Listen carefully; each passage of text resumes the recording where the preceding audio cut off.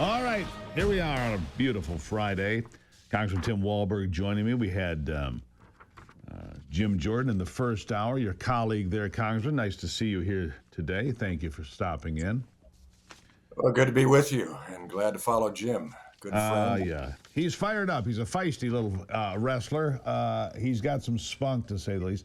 But there's a lot of things to be fired up about right now. Look, I'm going to ask you about some of these things with the Higher Education Act and the Deterrent Act. I want to get to that. But first, what is going on with these judges? When you have federal district judges that think that they have, domain over the entire country, can shut down the deportation of illegal alien gang members, told Pete Hegseth yesterday he cannot get rid of transgender individuals in the United States military. I thought district judges were in a district. Where did we get to this point where it's been twisted, I guess, sir, for them to think they can run the whole country and make decisions for the President of the United States?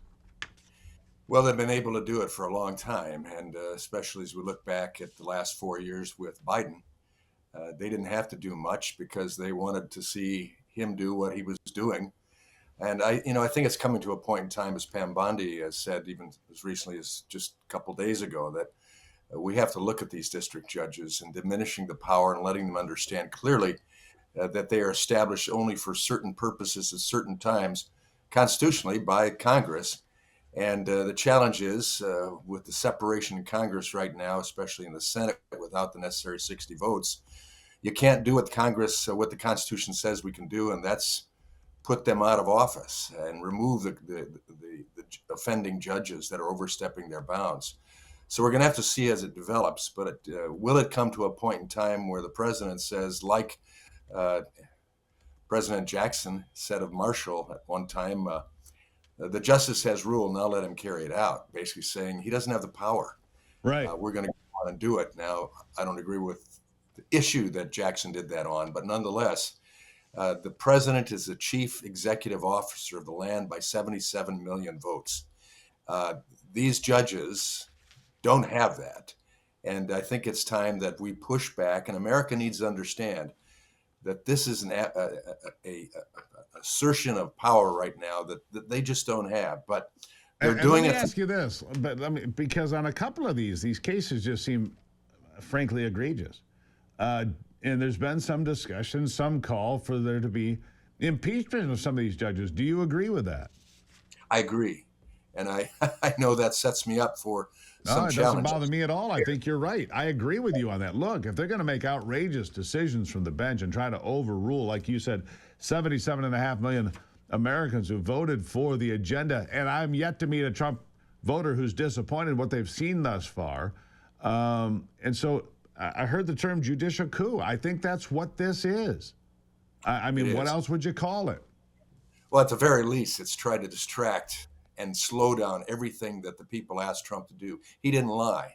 The airport last night, late getting off the plane, had a couple people come up to me. I'm sure they were sincere, but they have believed the lie out there about the DEI removal and about Medicaid defunding. It isn't happening. DEI, of course, is.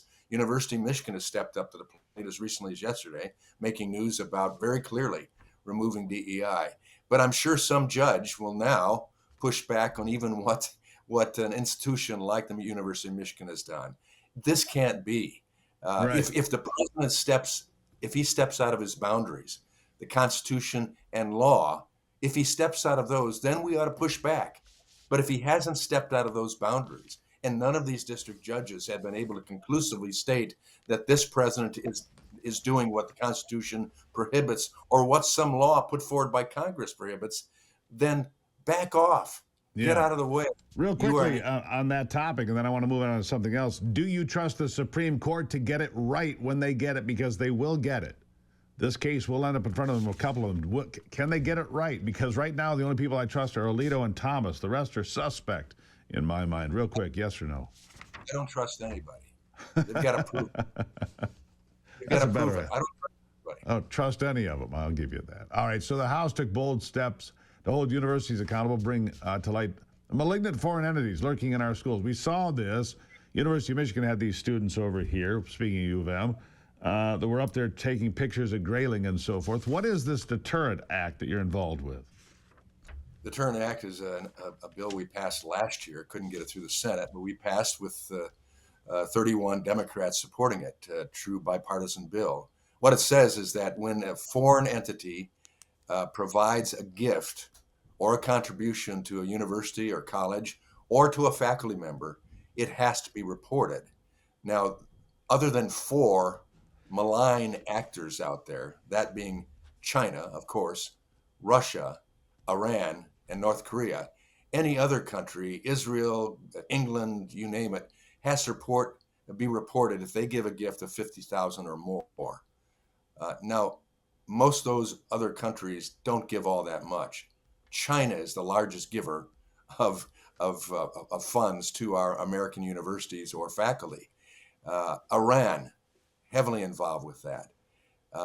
So we say of those 4, and only those 4, 0, anything from 0 above, you have to report. Why?